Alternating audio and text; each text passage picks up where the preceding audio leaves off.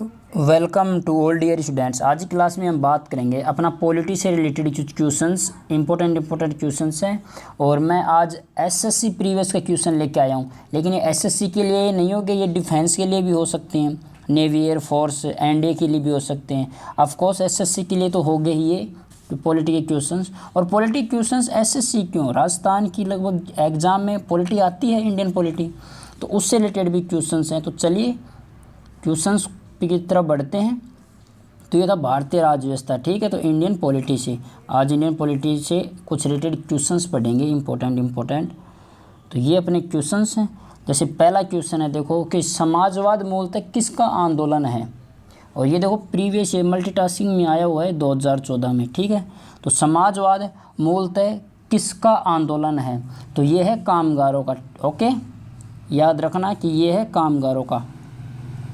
अगला क्वेश्चन देखो, प्रथम केंद्रीय विधानसभा का गठन कब किया गया था। ये भी मल्टीटास्किंग का एसएससी का ही है कि प्रथम केंद्रीय विधानसभा उसका गठन कब किया गया था। तो आपको याद होना चाहिए कि 1923 में प्रथम केंद्रीय विधानसभा का गठन किया गया था। नेक्स्ट क्वेश्चन की तरफ देखिए कि भारत में संसदीय ढांचे में दो अस्थायी सदनों का नाम बताएं। कि भारतीय संसदीय ढांचे में दो सदन स्थायी भी होते हैं, अस्थायी भी। तो इन ऑप्शन में कौन से दो अस्थायी सदन होते हैं, उनका नाम बताना है। कौन के, राज्यसभा होती है, विधानसभा, लोकसभा या विधान परिषद। इसमें ऑप्शन दे रखा है राज्यसभा और विधानसभा, लोकसभा या विधान परिषद, राज्यसभा या विधान परिषद, या लोकसभा और विधानसभा। तो इनमें से क्या आएगा। तो आपको बता दूं, अस्थायी सदन होते हैं लोकसभा और विधानसभा, ये दोनों ही अस्थायी सदन होते हैं। क्यों, क्योंकि हर 5 ईयर्स में इनका वो होता है, अध्यक्ष भी बदलता है, चुनाव भी होते हैं। राज्यसभा अस्थायी नहीं है, स्थायी है ये, ठीक है, बता दूँ मैं, एक बार ही गठन हुआ था इसका। ओके, ये कभी भंग नहीं होती, राज्यसभा कभी भी भंग नहीं होती, आपको याद होना चाहिए, ठीक है। नेक्स्ट क्वेश्चन की तरफ बढ़ते हैं कि मंडल आयोग रिपोर्ट किससे संबंधित है। मंडल आयोग रिपोर्ट किससे संबंधित, अन्य पिछड़े वर्गों से या अनुसूचित जनजातियों से, अल्पसंख्यकों से या अनुसूचित जातियों से। तो मंडल आयोग रिलेटेड है अन्य पिछड़ा वर्गों से। ओके, अन्य पिछड़े वर्गों से ये मंडल आयोग रिपोर्ट संबंधित है। अब देखो अगला क्वेश्चन देखिए आप कि प्रारंभ में कितने मौलिक अधिकार दिए गए थे प्रारंभ में। तो बताइए प्रारंभ में कितने मौलिक अधिकार थे। तो प्रारंभ में थे 7, एक हटा दिया गया है। और वो कौन सा हटा दिया गया, एक बार आप बताइए। कि प्रारंभ में 7 थे, अब 6 हैं फिलहाल मौलिक अधिकार, जिनमें से एक को हटा दिया गया है। और वो संपत्ति का अधिकार था, आपको पता होना चाहिए, ठीक है। वो संपत्ति का अधिकार था जिसको समाप्त कर दिया गया है। और अब उसको संपत्ति के अधिकार को उस जो हटाया गया है ना संपत्ति का अधिकार, उसको 300A में ऐड कर दिया गया है, ठीक है। 300A में ऐड कर दिया गया उसको। और वर्तमान में केवल 6 ही मौलिक अधिकार अपने पास। और एक और बात बता दूँ कि वो हटाया गया था ना, वो हटाया गया था 44वें संविधान संशोधन के द्वारा, ठीक है। 44वें संविधान संशोधन कब हुआ था, 1978 में। ओके, तो ये याद रखना। अगला क्वेश्चन देखिए कि आईपीसी का निम्न में से कौन सा अनुच्छेद अप्राकृतिक यौन से संबंधित है। कि आईपीसी होती है, आईपीसी धारा लगती है, आपको पता हो। तो उनमें से जो अप्राकृतिक यौन संबंध से संबंधित है ना, वो अनुच्छेद, वो आर्टिकल कौन सा है। तो वो आर्टिकल है 377। ओके, हाँ। अगला क्वेश्चन देखिए, भारतीय न्यायपालिका का अध्यक्ष क्यों होता है। भारतीय इंडियन, तो सर्वोच्च न्यायालय होता है या संसद या राष्ट्रपति या प्रधानमंत्री, कौन होता है न्यायपालिका का अपने। तो न्यायपालिका का अपना होता है सुप्रीम कोर्ट। ओके, याद रखना हमेशा सुप्रीम कोर्ट ही न्यायपालिका का अध्यक्ष होता है। क्वेश्चन अगला देखिए कि कोई व्यक्ति राज्य विधानमंडल का सदस्य हुए बिना, किसका? राज्य विधानमंडल का सदस्य हुए बिना अधिकतम कितने समय तक राज्य सरकार का मंत्री रह सकता है? मतलब राज्य विधानमंडल का सदस्य भी ना हो और उसके बाद भी वो राज्यसभा में मंत्री, वो राज्य सरकार का मंत्री रह सकता है। तो कितने समय के लिए रह सकता है वो? तो आपको बता दूं कि वो केवल 6 महीने के लिए, ठीक है, केवल 6 महीने के लिए वो मंत्री रह सकता है। नेक्स्ट क्वेश्चन पे चलते हैं कि भारतीय संविधान का कौन सा आर्टिकल, कौन सा अनुच्छेद संसद को नागरिकता का अधिकार विनियमित करने की शक्ति देता है? तो कौन सा आर्टिकल है जो नागरिकता का अधिकार देता है? तो आर्टिकल 11, याद रखना, आर्टिकल 11 है ना, वो ही विनियमित करने की शक्ति देता है किसकी? संसद को, नागरिकता का। अगला क्वेश्चन देखिए कि राज्य किसके माध्यम से काम करता है? ये इंपॉर्टेंट है ना, थोड़ा सा अच्छा क्वेश्चन है। राज्य किसके माध्यम से? अब किसी को क्या लगेगा, हमेशा याद रखना सरकार के माध्यम से काम करता है राज्य, ठीक है, किसी के दबाव में थोड़ा रहता है, सरकार पे होता है। कि भारतीय सर्वोच्च न्यायालय supreme court, Indian supreme court के न्यायाधीश की नियुक्ति कौन करता है? और ये तो हर किसी को आना चाहिए कि इंडियन सुप्रीम कोर्ट के जो न्यायाधीशों की नियुक्ति है ना, वो कौन करता है? तो वो राष्ट्रपति करता है। ओके, इंडियन सुप्रीम कोर्ट के तो रिक्त स्थानों की पूर्ति करें, क्या है कि अधिकार, ये आपको बता दूं कि देखो सारे है ना, ये प्रीवियस ईयर के क्वेश्चंस हैं। तो रिक्त स्थानों की पूर्ति करें, अधिकार कर्तव्य ये है। तो अधिकार कर्तव्य किसको बाधित करता है या अनुदेशित करता है, निहित है या का विरोध करता है? तो अधिकार कर्तव्यों का विरोध करता है क्या, या फिर उन कर्तव्यों में निहित है, या फिर कर्तव्यों को अनुदेशित करता है, या अधिकार कर्तव्यों को बाधित करता है? तो आपको बता दूं अधिकार क्या, उनको अनुदेशित करता है, बाधित नहीं करता। उनको अनुदेशित मतलब दिशात्मक, दिशा दिखाता है भाई वो उसको, ठीक है। अगला क्वेश्चन देखिए कि भारतीय संविधान के किस संशोधन अधिनियम द्वारा पंचायती राज व्यवस्था का संवैधानिक दर्जा दिया गया? तो पंचायती राज व्यवस्था को संवैधानिक क्या है ये? संवैधानिक है क्या? संवैधानिक दर्जा दिया गया। तो पंचायती राज व्यवस्था को तो 71वें संशोधन के द्वारा या 72वें, 73वें या 74वें द्वारा? तो आपको याद होना चाहिए कि ये दिया गया था अपने 73वें संविधान संशोधन के तहत पंचायती राज व्यवस्था का, ठीक है, हाँ जी। और इसी के साथ ही बता दूं कि 74वां संविधान संशोधन है, इससे रिलेटेड, इसे कोष्टक में लिख देता हूँ, ये था अपने नगर निकायों से संबंधित। ओके, ये था नगर निकायों से। और 73वां वो ऐसे याद रखना, 73वां तो गाँव में है और 74वां शहरा में है ना। नगर निकाय, नगर निगम शहरों में होता है, गाँव में तो पंचायत होती है, तो पंचायत के तहत ही होता है, ठीक है। तो चलिए अगला क्वेश्चन करते हैं कि भाषाई आधार पर भारत में पहला राज्य कौन सा बनाया गया? ये इम्पोर्टेंट है, ये बात है ना कि पहला राज्य ऐसा कौन सा था जो भाषाई के आधार पर बनाया गया था, भाषाई आधार पर बनाया गया था? तो वो था, सभी को पता होना चाहिए, आंध्र प्रदेश। क्या था? आंध्र प्रदेश था। चलिए अगले क्वेश्चन की तरफ बढ़ते हैं।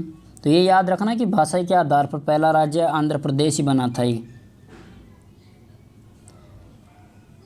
इसके बाद फिर कमेटी बैठाई गई थी, भाषाओं के आधार पर क्या राज्य बनाए जा सकते हैं? तो हाँ, बनाए जा सकते हैं, उन्होंने बताया था। पर उन्होंने ये बताया था कि एक राज्य एक भाषा ही नहीं हो सकता, मतलब एक राज्य में कई भाषाएं हो सकती है, इस आधार पर उन्होंने बताया था, ठीक है। तो एक भाषा ही एक राज्य कभी नहीं बना, एकमात्र आंध्र प्रदेश ही बना था वो भाषा ही। लेकिन इसको भी एक राज्य एक भाषा नहीं दिया गया कि एक राज्य में कितनी भाषाएं हो सकती है, ऐसा उस कमेटी ने बताया था। अब आता है कि 17वां क्वेश्चन पे तरफ ध्यान दें कि संविधान के किस अनुच्छेद के अंतर्गत पंचायतों में अनुसूचित जातियों जनजातियों की सीटें आरक्षित व रिजर्वेशन किस आर्टिकल के तहत हैं। तो ये हैं 243 घ में, है ना। कह ख देखो घ फ द ये थ है, तो 243 घ में। ऐसे याद रखना ना, घर है ना, सीटों में होती है कोठी ज़्यादातर, तो अब तो गाँव में बने लेंगे घ से घर। ऐसे याद रखना कि पंचायतों में अनुसूचित जातियों के लिए, है ना। तो 243 घ, और घ से ऐसे भी याद रखना, देखो 200 घ है तो घ में देखो ये 3 की तरह है ना, ऐसे जैसे 3 ऐसे मारते हैं तो 3 उल्टा है, तो ऐसे याद हो जाएगा 43, और वो भी घ का, वैसे घर ऐसे याद रख लेना। ओके, अगला क्वेश्चन देखिए कि यदि लोकसभा के अध्यक्ष एवं उपाध्यक्ष दोनों पद रिक्त होते हैं, कब? जब लोकसभा के अध्यक्ष और उपाध्यक्ष दोनों के पद रिक्त हों तो सदन की बैठकों की अध्यक्षता कौन करता है। ये भी अच्छा क्वेश्चन है कि लोकसभा में अध्यक्ष उपाध्यक्ष दोनों ना आए, मान लो कुछ काम है ना, दोनों को चलो हम घूम के आते हैं, अब वो पद तो रिक्त हो गया, तो उनकी अध्यक्षता कौन करेगा उस समय। तो आपको बता दूं कि उनकी अध्यक्षता करने वाला होता है सदन, है ना। सदन और कोई नाम लेगा, उस नामित सदस्य, है ना, सदन का कोई भी नामित सदस्य उसी सदन का, ठीक है, सदन द्वारा नामित सदस्य उसकी अध्यक्षता करेगा। ओके, अगला क्वेश्चन देखिए कि विश्व में सबसे छोटा संप्रभु देश कौन सा है। अपने आते हैं ना संप्रभुता, समानता, एकता, अखंडता, तो उसमें संप्रभु देश कौन सा है विश्व में। तो विश्व में होता है वेटिकन सिटी। ओके, अगला क्वेश्चन देखिए कि किस दर्शनीय विचारधारा में राज्य की अवहेलना करने में विश्वास रखा जाता है, कि राज्य की अवहेलना करने में विश्वास रखा जाता है वो किस दर्शन में, कि आदर्शवादी है, उदारवादी है, मार्क्सवादी है, फासीवादी है। तो कौन सा है? तो मार्क्सवाद, ये हमेशा राज्य की अवहेलना करने में विश्वास रखता है ना, इनको कोई मतलब नहीं राज्यों जैसे। अगला क्वेश्चन देखिए कि भारत के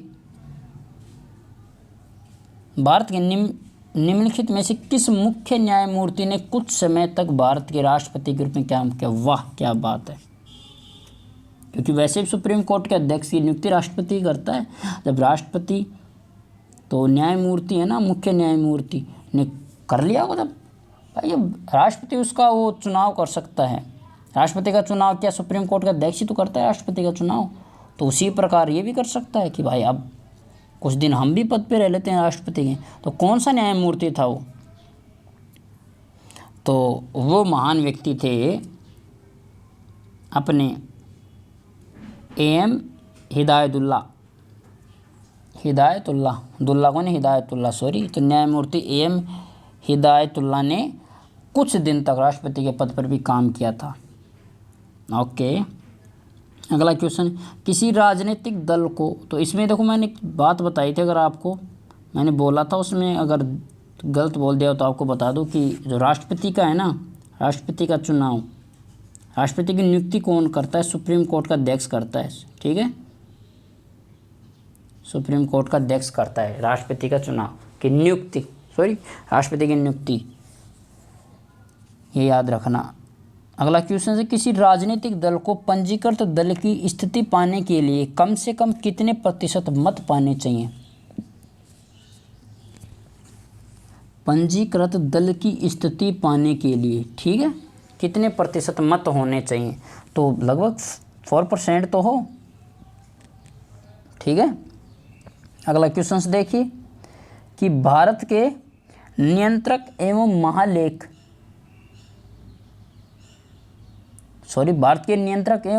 परीक्षक का कार्यकाल कितने वर्षों का होता है? तो नियंत्रक ठीक है, एवं महालेखा परीक्षक का कार्यकाल कितने वर्षों का होता है? तो ये होता है 6 वर्ष के लिए, 6 वर्ष के लिए। ओके, समझ में आया थोड़ा बहुत? तो चलिए नेक्स्ट क्वेश्चन पे चलते हैं। भारत का प्रथम मुख्य चुनाव आयुक्त कौन था? वाह, ये अच्छा था क्वेश्चन। भारत का प्रथम चुनाव आयुक्त मुख्य कौन था? तो ये थे अपने सुकुमार सेन, ठीक है। तो सुकुमार सेन भारत के मुख्य चुनाव आयुक्त, प्रथम मुख्य चुनाव आयुक्त रहे हैं सुकुमार सेन। अगला क्वेश्चन देखिए, सर्वोच्च न्यायालय के न्यायाधीश की सेवानिवृत्ति की आयु कितनी है? सुप्रीम कोर्ट के न्यायाधीश की। ओके, तो सुप्रीम कितनी है भाई? 60, 62 है कि 62 है कि 70 है? तो 65 वर्ष है इसकी। ओके, अगला क्वेश्चन देखिए, पंचशील के सिद्धांतों का प्रस्तावक कौन था? पंचशील सिद्धांत किसने दिया था? कुल मिलाकर ना इनका प्रस्ताव किसने रखा था पंचशील सिद्धांतों का? गांधी जी ने, या महात्मा बुद्ध ने, पंडित जवाहरलाल नेहरू, या स्वामी दयानंद सरस्वती ने? तो किसने रखा था? तो आपको बता दो, अपने जवाहरलाल नेहरू जी ने। पंचशील के सिद्धांत पंडित जवाहरलाल नेहरू ने। एक और प्रस्ताव रखा था, अगर आप बता सकते हो, जिसे आज की प्रेम्बल बोलते हैं, प्रस्तावना बोलते हैं आज की टाइम में। प्रस्तावना भी लेके आए थे, ठीक है। इन्होंने ये प्रस्तावना भी लेके आए थे, इसे उद्देश्य प्रस्ताव बोला गया था उस समय, उद्देश्य प्रस्ताव, ठीक है। तो ये भी इन्होंने रखा था, जो बाद में क्या बनी उसको प्रस्तावना दिया गया था नाम। अगला क्वेश्चन देखिए कि राष्ट्रीय एकता परिषद का अध्यक्ष कौन है? राष्ट्रीय एकता परिषद का अध्यक्ष कौन है? कौन है भाई बताओ, आप भी तो बताओ। कि प्रधानमंत्री होता है, कि वित्त मंत्री होता है, गृह मंत्री होते हैं, या भारत के राष्ट्रपति होते हैं? कौन होते हैं? तो ये होता है प्रधानमंत्री, अपने पीएम साहब, ठीक है। पीएम साहब होते हैं राष्ट्रीय एकता परिषद के अध्यक्ष, जिसे बोलते हैं ANIC। ओके, तो ये आज ये कुछ इंपॉर्टेंट क्वेश्चंस थे जो कि प्रीवियस ईयर्स के थे। सारे क्वेश्चन ये 13 का है, देखो ये 2011 का प्रीवियस का है, ठीक है, ये 13 का है। तो ये सारे प्रीवियस ईयर क्वेश्चन थे, कुछ इंपॉर्टेंट भी क्वेश्चंस थे, ठीक है। जैसे ये भी पूछ लेता है कई बार, सरकारी आयोग संबंधित है किससे? सरकारी आयोग किससे संबंधित है? तो सरकारी आयोग होता है केंद्र राज्य संबंध है, ठीक है। कुछ क्वेश्चन से और भी पूछ लेता अच्छे, जैसे कि भारत में किस प्रकार की दलीय व्यवस्था है? ये क्वेश्चन पूछ लेगा कई बार कि किस प्रकार की दलीय व्यवस्था है। तो भारत में है अपने बहुदलीय व्यवस्था है, ठीक है। भारत में बहुदलीय व्यवस्था है। और एक क्वेश्चन और बता दो कि कैसे क्वेश्चन पूछ लेगा वो। जैसे अपने पास ये देगा कि भारत के सर्वोच्च न्यायालय में न्यायाधीशों की संख्या क्या है, कितनी है? सुप्रीम कोर्ट में न्यायाधीशों की संख्या कितनी है? तो 34 के आसपास है, ठीक है, 34 ही है, आसपास क्या 34 ही है।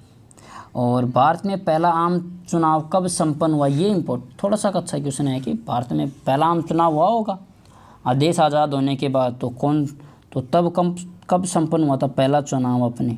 तो ये हुआ था अपने 1952 में, ठीक है। 1952 में अपना पहला आम चुनाव संपन्न हुआ था।